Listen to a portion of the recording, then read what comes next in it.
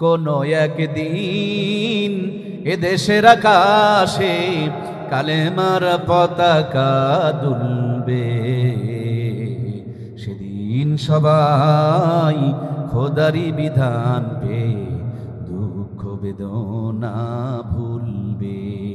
একাকিনী নরমণি নির্জন পথে যাবে, কোনো জন কটু কথা কবে না, কোনো জন কোনোখানে সম্পদের মহে খুন আর রাহাজানি হবে না। সেদিন তো আর নই বেশি দূরে, আর কিছু পথ গেলে মিলবে, সেদিন সবাই খোদাই বিধান পেয়ে দুঃখ বেদনা ভুলবে। জোরে বলুন মারহাবা। কুল্লা ইয়ানারু কুনি বারদাও ওয়া সালামান আলা ইব্রাহিম। আগে লুৎফে খেসেরা ইজহারে করদ বাকুলিলাস নারে রাগুল জারে করদ সুয়েও খস মিকে তেরাম দাখতা পাশায়ে কার উসকি ফায়েত সাখতা। জোরে বলুন মারহাবা। জিমনি আগুনের ভিতরে পড়েছে, আমার আল্লাহ তাআলা ঘোষণা করে দিয়েছে আমার বন্ধুর জন্য জান্নাতের বাগানের মতন শান্তিদায়ক হয়ে যাও। এমন ঠান্ডা হয়েও না বন্ধুরে শীত লাগবে, গরম হয়েও না যে বন্ধু আমার ঘেমে যাবে। জান্নাতের মতন বাগান হয়ে যাও, শান্তিদায়ক হয়ে যাও। আল্লাহর পয়গম্বর আগুনের ভিতরে পড়েছে। নমরুদ এক দৌড় দিয়ে 3 তালার ছাদের উপরে চড়ছে, মনে মনে ভাবছে ইব্রাহিম আলাইহিস সালাম তা আগুনে পুড়বে, আমি একটু মজা করে তাকায় তাকায় দেখবো। তাকায় দেখে সর্বনাশ, পড়ে নাই আগুনের ভিতরেও বসে বসে জান্নাতের ফল খায়। সুবহানাল্লাহ বলেন না। আজ নাস্তিকেরা মনে করেছিল হুজুররা ভাত পাবে না, এখন হুজুররা ভাত খায় না, বিরিয়ানি খায়। কথা বলুন ঠিক কিনা? নাস্তিকেরা মনে করেছিল হুজুররা মনে হয় সাইকেল কিনতে পারবে না, কিন্তু এখন নাস্তিকেরা দেখে হুজুরেরা হেলিকপ্টারে ঘুরে বেড়ায়। কথা বলেন ঠিক কিনা? মিজানুর রহমান আজহারি, আল্লামা মামুনুল হক, রফিকুল ইসলাম মাদানী, খালিদ সাইফুল্লাহ আইয়ুবী, আমার ভাইয়েরা, এদের পায়ের তালার জুতার যে সম্মান আছে, নাস্তিকদের মাথার চামড়ার সেই পরিমাণ দাম নাই। কথা বলেন ঠিক কিনা? আমার প্রিয় ভাইয়েরা, এরা মনে করেছিল যে এরা মনে হয় ভাত পাবে না, কিন্তু এরা যা খায় ওদের 14 গোষ্ঠী সেটা চোখ দিয়ে দেখে না। ছোট্ট একটা গ্রামেও যদি ইমামতি করে, 30 দিন 30 বাড়িতে 30 রকম হাতে, 30 রকম স্বাদে, 30 রকম মজা। সুবহানাল্লাহ বলেন না। বাজারে যাওয়া লাগে না, কষ্ট করা লাগে না, রান্না করা লাগে না। একজনের খাবার 4 জন খায়, তারপর খাবার খেয়ে শেষ হয় না। খেলে বরঞ্চ খুশি হয়, না খেলে পেরেশানি বেড়ে যায়। এটা আল্লাহ ওয়ালাদের দুনিয়াতে টাটকা মুজিজা। কথা বলেন ঠিক কিনা? যারা খায় খায় করে তাদের খাওয়ার ক্ষমতা নাই, আর যারা খাওয়ার চিন্তা করে না আল্লাহ তাদেরকে জান্নাতে মান্না সালুয়া আজও পর্যন্ত খাওয়ায়। কথা বলেন ঠিক কিনা? এক্ষুনি যদি আপনার পার্বতীপুরের যতগুলো সুদখোর, ঘুষখোর, জুয়াচোর, বাটপার, চিটার, মদখোর, তাসখোর, গাঁজাখোর, এক কথায় যতগুলো বড় বড় হারামখোর আছে, দাওয়াত দিয়ে এক লাইনে বসান, আর ইমাম, মুয়াজ্জিম, মুফতি, মুহাদ্দিস, মুফাসসিরগুলোকে আর এক লাইনে বসান। আলু ঘাঁটি দিয়ে খেতে দিয়ে দেখেন এরা হাফ প্লেট নিয়ে নাড়াচাড়া করবে, ওরা চোখের পলকে 3 প্লেট তুলবে। কথা বললেন না কেন? হুজুরদের সমান হারাম করে খেতে পারবে? জোরে বলতে হবে, পারবে? পারবে না। আমার প্রিয় ভাইয়েরা, 3 প্লেট তোলার পর যদি বলেন আম্মা সুন্দর করে একটু পায়েস বানাইছে, দেখবেন আবার হাফ কেজি তুলবে। সুবহানাল্লাহ কয় না? এরপরে যদি হাতখানা বগলে নিচে ধরে আপনাদের শাহ হোটেলে ঢোকান, আবার দেখবেন 3টা তুন্ডু রুটি বসান দিয়ে ছাড়বে। আবার বাড়িতে এসে আউ করে একটা ঢেউ তুলবে আর বলবে আলহামদুলিল্লাহ সব ফ্রেশ। সুবহানাল্লাহ বলেন না? হালাল বউকে বুকে জড়িয়ে নিয়ে সিরা খেতা সোজা করে বিছানায় মাথা দিয়ে ধ্যাক করে মেরে ঠ্যাক করে সুন্দর করে দোয়া পড়ে, আল্লাহুম্মা বিসমিকা আমুতু আহইয়া। ট্রেনের কিসের শব্দ নাক থেকে তার চাইতে বেশি শব্দ বের হয়। কথা বলেন ঠিক কিনা? আর হারাম করে খবর নিয়ে দেখেন হাফ প্লেট খায়, তারপরে পেটের ব্যথা শুরু হয়ে যায়, তখন রেহেবার সার্জেলের কাছে খোঁজাখুঁজি আর দৌড়াদৌড়ি শুরু হয়ে যায়। ঘরে গিয়ে দেখে স্বামী এক ঘরে, বউ আর এক ঘরে। ঘুম ধরে না, একই রাত্রে 3টা করে ঘুমের বুড়ি মারে। তারপরে ঘুম ফিরে শেষ হয় না, হুজুরদের সাথে তুলনায় হয় না। আপনি যতই বলেন আলেমরাই সেরা, আলেমরাই দামি, আলেমরাই শ্রেষ্ঠ, আলেমরাই দুনিয়ার সবচাইতে সুখী, যদি বিশ্বাস না হয়, এক্ষুনি যদি আপনি অ্যাক্সিডেন্ট করেন, এক ব্যাগ রক্ত লাগবে। একজন মুসারু, একজন তাসারু, মদারু, গাঁজারু, হারামখোর, ফেন্সিখোর, যেটা হিলিতে দৌড়াদৌড়ি করে, তিনিও এক ব্যাগ রক্ত দিতে চায়। একজন ইমাম সাহেব আর এক ব্যাগ রক্ত দিতে চায়, ইমামও দিতে চায়, ফেন্সিখোর, হারামখোরও দিতে চায়। আপনি কোনটা নেবেন?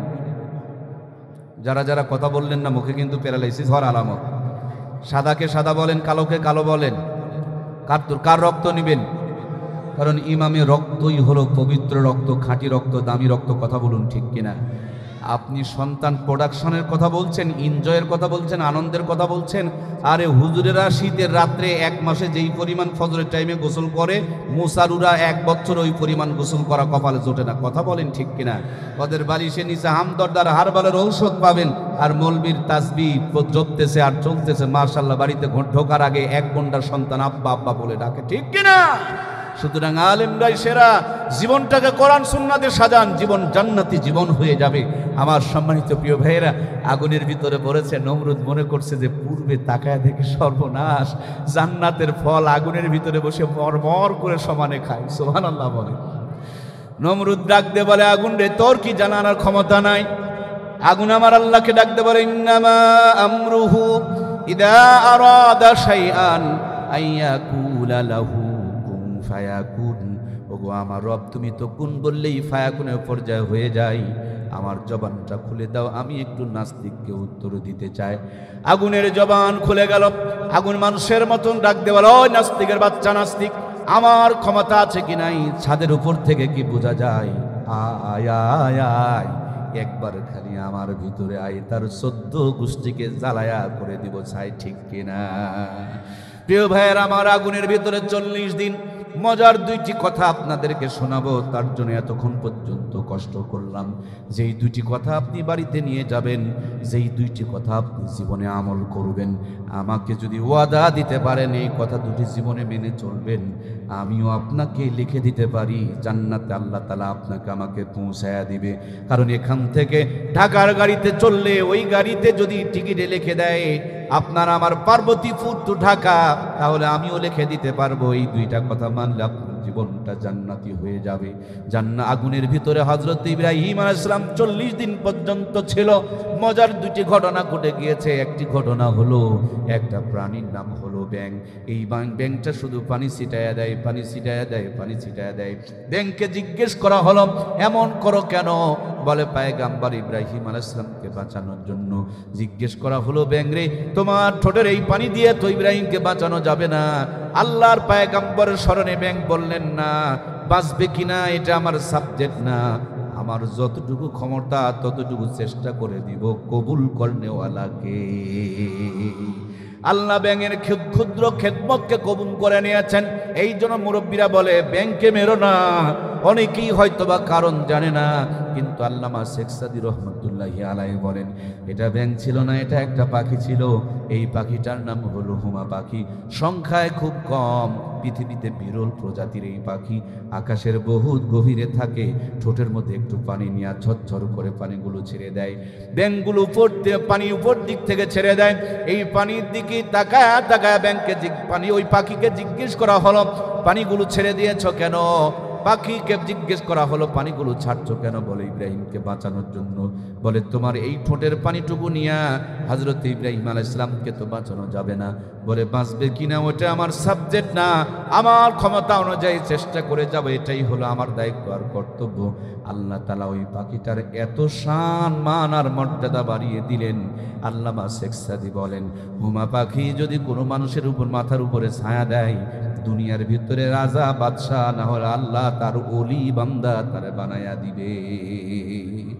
আর একটা প্রাণীর নাম হলো কাকলাস। রক্তচোষা, ডাহিন, খাটাস, গিরগিটি, নাই চোষা, যেটা জঙ্গলে থাকে, টিকটিকির মতন উপর দিয়া, মাথার উপর দিয়া শির থাকে, কালার চেঞ্জ করে, জঙ্গলের ভিতরে থাকে। দেখলে মানুষ যেটাকে মারে, এটাকে কি বলেন আপনারা? কি? রক্তচোষা, গিরগিটি বলে। আমার মনে হয় এই এলাকার মানুষ গিরগিটি বলে। দেখেন আপনারা, এখন কমে গিয়েছে, বন জঙ্গলও তো নেই। আমার প্রিয় ভাইয়ারা, এই রক্তচোষা গিরগিটি এইটা নাকি খড়ি বহন করেছিল, মতান্তরে ফু দিয়েছিল, তার ফু দিয়া খড়ি বহন করা দিয়া কিন্তু ইব্রাহিম আলাইহিস সালামকে পোড়ানো যায় নাই, কিন্তু লানত ঘাড়ে চেপে গিয়েছে। বর্তমানে একটা হজ করতে গেলে 7-8 লাখ টাকা খরচ লাগে, অথচ একটা নবীর দুশ্মনী করার কারণে কাঁকলাসকে মারতে পারলে আল্লাহ তাআলা একটা কবুল হজের সওয়াব আমলনামায় দান করে দেবে। শুক্রবারের দিনে যদি মারতে পারেন, হজের সঙ্গে আল্লাহ তাআলা ওমরার সওয়াব দান করে দিবেন। আমার প্রিয় ভাইয়েরা, যেই মেসেজটা আমি আপনাকে দিয়ে যেতে চাই, মুসলমান তসবিহ পড়বে ডান হাতে, আর যখন ভোট দেওয়া লাগবে তখন ইসলামের বিপক্ষে সিল মারবে। কথা বললেন না কেন? তসবিহ পড়লে তসবির দানা সাক্ষী দিবে, আর ইসলামের বিপক্ষে সিল মারলে মনে হয় ওই সিলটা সাক্ষী দিতে পারবে না। কথা বলছেন না কেন গো? ও এই জায়গাতে একটু রোগ আছে, তাই না? এই রোগই জাহান্নামে নিয়ে যাবে, অন্য কিচ্ছু লাগবে না জাহান্নামে নিয়ে যেতে। মদিনাতে একজন ব্যক্তি ছিল, নামাজ পড়তো, রোজা করতো, হজ করতো, জাকাত দিত, সব ঠিক, কিন্তু মুহাম্মদের নেতৃত্বকে মেনে নিতে পারতো না, লিডারিকে মেনে নিতে পারতো না। মুহাম্মদ রাষ্ট্রপতি হবে এটা তার সহ্য হতো না। লোকটার নাম ছিল আব্দুল্লাহ ইবনে উবাই ইবনে সুলুল। সে সব কিছু করার পর আল্লাহর হাবিবের নেতৃত্বকে না মানার কারণে সে যদি মুনাফিকের লিডার হয়, আপনাদের কথা বলছি না, মনে করেন আমি আমার কথা বলছি, নামাজ পড়ি, রোজা করি, হজ করি, জাকাত দেই, বক্তৃতাও করি, কিন্তু ইসলামের বিপক্ষে সিল মারি, তাহলে কি আমি এই জামানার বড় মুনাফিক নয়? কথা বলতে হবে, আমি কি এই জামানার বড় মুনাফিক নয়? আমরা কি এই জামানার মুনাফিক হয়ে থাকতে চাই? তাহলে তওবা করে আজ থেকে যতদিন বেঁচে আছি ব্যাঙের ভূমিকায় চেষ্টা করে যাব, সফলতা দিনেওয়ালা কে? কাকলাসের ভূমিকায় বিপক্ষে যাব না। আমাদের আল্লাহ বানিয়ে কোরআন দিলেন যে কোরআন অনুযায়ী চলো, ভালো থাকতে পারবা। হঠাৎ করে কেউ এসে বলল যে না, নৌকায় চড়ো, তার চাইতে ভালো থাকতে পারবা। আমরা কোরআন বাদ দিয়ে নৌকায় ঝাঁপ মারলাম। কয়েকদিন পর নৌকা যখন হাবুডুবু খায়, আর একজন বলতেছেন আসো ধানাবাদ করি, ভালো থাকা যাবে। আমরা ধান চাষ শুরু করে দিলাম। তার কয়েকদিন যেতে না যেতে আর একজন চাষা বের হলো নাঙ্গল জোয়াল নিয়ে, আসে বলছে আসো নাঙ্গলের মুঠা ধরো, একেবারে তোমরা অনেক দূর চলে যাবে। আমরা এখন নাঙ্গল কেউ নিয়ে টানাটানি, ধান চাষ নিয়ে বাড়াবাড়ি, নৌকা নিয়ে তাড়াতাড়ি এই করতে গিয়া কোরআনের উপরে 2 ইঞ্চি ময়লা জমে গিয়েছে। আল্লাহর নবী বলেছেন আল কোরআন হুজ্জাতুল্লাহ, কোরআন হলো আপনার আমার জন্য দলিল। সুতরাং কোরআনের বিপক্ষে যদি কেউ সিল মারে, তার ইমানের ভিতরে ভাইরাস ধরে যাবে, ইমান নষ্ট হয়ে যাবে। কথা বলুন ঠিক কিনা? যতদিন বেঁচে আছি কোরআনের পক্ষে আমাদের হাত থাকবে তো ইনশাআল্লাহ। কারা কারা ব্যাঙের ভূমিকায় থাকতে চায়, 2খানা হাত উত্তোলন করে আমার আল্লাহকে দেখে লিল্লাহে তাকবীর। হাতগুলো এভাবে একটু নাড়া দেন, লিল্লাহে তাকবীর। দুনিয়ার মুসলিম, আল্লাহ আমাদের হাতগুলোকে কোরআনের পক্ষে কবুল করুক, বলুন আমিন। সম্মানিত ভাইয়েরা, কষ্ট হচ্ছে কি? আমরা একসাথে মোনাজাত করা পর্যন্ত আছি তো ইনশাআল্লাহ। আল্লাহ আমাদেরকে একসাথে জান্নাতে যাওয়াও তৌফিক দান করুক, বলুন আমিন। মজার ঘটনা, তাহলে যতদিন বেঁচে আছি ব্যাঙের মতন, কাকলাসের ভূমিকায় নয়, ব্যাঙের মতন কোরআনের পক্ষে, আলেমের পক্ষে, মাদ্রাসার পক্ষে, মসজিদের পক্ষে, হকের পক্ষে, সাদাকে সাদা বলার পক্ষে থাকবো। আল্লাহ যেন আমাদেরকে ব্যাঙের মতন, ওই আপনার হুমা পাখির মতন জান্নাতি কাফেলার সৈনিক হিসাবে কবুল করে নেয়, বলুন আমিন। আমার প্রিয় ভাইরা, 40 দিন পর আগুন থেকে তিনি বের হয়ে আসতেছে। নমরুদের মনটা বড় খারাপ। নমরুদ মুখটা শুকনো করে সামনে দাঁড়ায় বলে, ইব্রাহিম তোমার সঙ্গে আমি পারলাম না, কিন্তু তোমার আল্লাহরে আমি ছাড়বো না। নাউজুবিল্লাহ বলেন। হযরত ইব্রাহিম বলেন যদি পারো মোকাবিলা করো। দিন তারিখ ঠিক করা হলো। শুক্রবারের দিনে খোলা ময়দানে সাদা একটা হাতির উপরে চড়ে, সংক্ষিপ্ত করে বলতেছে আল্লামা শেখ সাদী রহমাতুল্লাহি আলাইহি বলেন, হাতের মধ্যে একটা তীর ধনুক লইয়া যেমনি আসমানের দিকে তীরখানা ছেড়ে দিয়েছে, আল্লাহ ডাকতে বলে জিবরিল রে, এই নমরুদের হাতের তীরটা ধরে নে, তীরের মাথার মধ্যে মাছের রক্ত ভরিয়ে দে। দুনিয়ার মধ্যে মরা হাঁস মুরগি খাওয়া হারাম, কিন্তু কেন মরা মাছ খাওয়া হালাল? সেই দিন মাছের রক্ত ভরায়া দিয়া কিয়ামত পর্যন্ত বনি আদমের জন্য আল্লাহ তাআলা মরা মাছকে হালাল বানিয়ে দিয়েছে। মাছের রক্ত ভরে তীরখানা যখন জমিনে এসেছে, নমরুদ মনে মনে ভাবছে আল্লাহ তো মরে গেছে। এই জন্য লোকটা ছিল ধুতি পরা, নাচের তালে তালে ধুতি খুইলা গেছে, কোনো খবর বাংলা ড্যান্স, ইংরেজি ড্যান্স, উর্দু ড্যান্স, ফার্সি ড্যান্স, হিন্দি ড্যান্স, কখনো কখনো নঙ্গি ড্যান্স, কখনো কখনো ধুতি ড্যান্স, আবার মাঝে মাঝে শুনি মেয়েরাও নাচে, ওরা দেয় হলো বোরখা ড্যান্স। নাচ দিতে দিতে হাগু করে ফেলে দিয়েছে, এবার পায়খানা ড্যান্স নাচতেছে আর চলতেছে, তার মানে আল্লাহকে মেরে ফেলে দিয়েছে। এটা ছোটখাটো কথা নয়, আমার আল্লাহ ধরে না, ধরে না, ধরে না, যখন ধরে তখন আর ছাড়ে না, ছাড় দেয় কিন্তু ছেড়ে দেয় না। ওস্তাদের মার শেষ রাত্রে আল্লাহ রব্বুল আলামিন এবার ধরার মতন ধরেছে। নাচতে নাচতে যখন হয়ে গিয়েছে, আল্লাহ ডাকতে বলে, জিবরিল রে, এই মুহূর্তে একটা ন্যাংরা মশা লইয়া নাচের তালে তালে নাকের ভিতরে ঢুকায়া দাও। নাকে ঢুকছে মশা। নমরুদ কয়, তোরা এখন ঠাস ঠাস করে আমার মাথার মধ্যে বসা। যেমনি মাথায় মশা ঢুকেছে, ঠাস ঠাস করে মাথার মধ্যে বসাইতে শুরু করে দিয়েছে। মাঠের মধ্যে কি পাওয়া যাবে ভাইয়ের আমার? স্যান্ডেল চামড়া বাটার জুতা ছিল না। তখনকার মানুষ বড়, মানুষের পা বড়, সেগুন কাঠ আর শাল কাঠের তারা খরম ব্যবহার করত। এক একটা খরম বর্তমানে 2-3টা ব্যাটের চাইতে বড় ছিল। নমরুদের চাকর মার্কা পিলিয়ার, দেখুন তো পিলিয়ারটা মিলে কিনা। নমরুদের চাকর মার্কা, বলুন না, বলুন না, বলুন। চাকর মার্কা পিলিয়ার আর জুতা মার্কা ব্যাট, ব্যাটে মিল আছে। আর নমরুদের মাথা মার্কা বল, খুব ভালো করে মিলান, প্রত্যেকটা কথা ওজন করে করে মিলান। চাকর মার্কা পিলিয়ার, জুতা মার্কা বল, চাকর মার্কা পিলিয়ার, জুতা মার্কা, চাকর মার্কা পিলিয়ার, জুতা মার্কা ব্যাট আর মাথা মার্কা বল। এই দুনিয়াতে ইসলামের সাথে যারা গাদ্দারি করেছে, এরা আলেমদেরকে মারতে চেয়েছে, আলেমরা কোনোদিন তাদেরকে মারতে যায় নাই, ওদেরকে মেরেছে ওদের কাজের চাকর বাকর, নিজের ঘরের সন্তানেরা। কথা বলুন ঠিক কিনা? এই জন্য কথাটা মিলায় নিলাম যে নমরুদের মাথা মার্কা বল আর চাকরের জুতা মার্কা ব্যাট আর চাকর মার্কা পিলিয়ার ঠাস ঠাস করে মাথায় মারে, ফিনকি দিয়া রক্তগুলো ঝরে। নমরুদ কয়, আরো জোরে, আরো জোরে।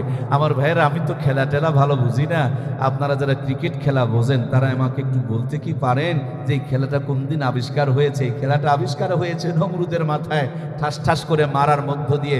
নমরুদের চাকর মার্কা পিলিয়ার, মাথা মার্কা বল, জুতা মার্কা ব্যাট ঠাস ঠাস করে ঠুকে ঠুকে খেলতেছে, রক্তগুলো ফিনকি দিয়ে পড়তেছে।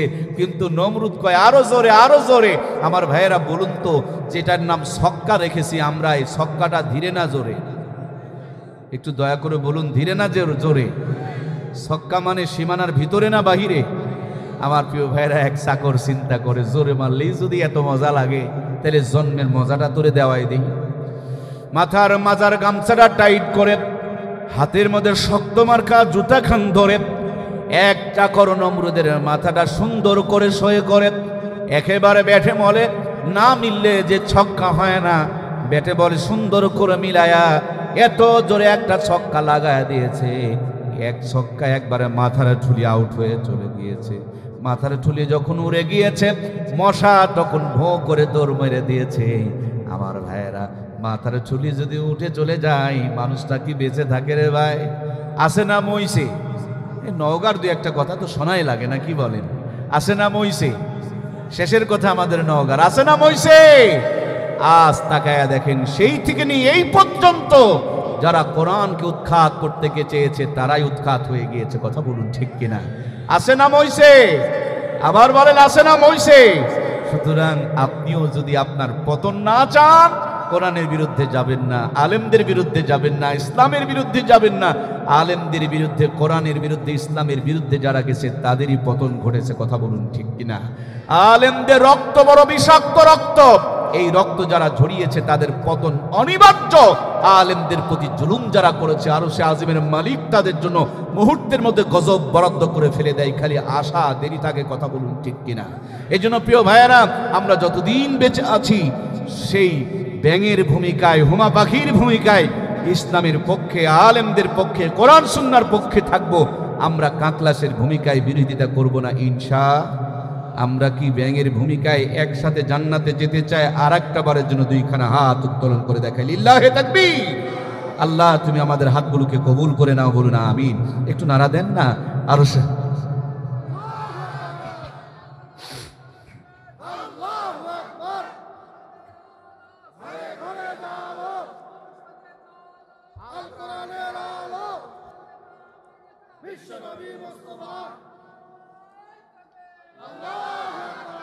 আলহামদুলিল্লাহ সুম্মা আলহামদুলিল্লাহ। আমরা সব দেখলাম, আমার বয়স তো অত বেশি নয়, আমরা সবই দেখলাম। একটা বার শুধু একটা বার কোরআনের রাজ দেখার আমাদের স্বপ্ন বাকি আছে, ঠিক কিনা? আমরা আগামী দিনে কোরআন দিয়ে দেশ পরিচালিত হোক সেটুকুই আমরা দেখতে চাই। আল্লাহ তুমি আমাদেরকে কবুল করুক, বলুন আমিন।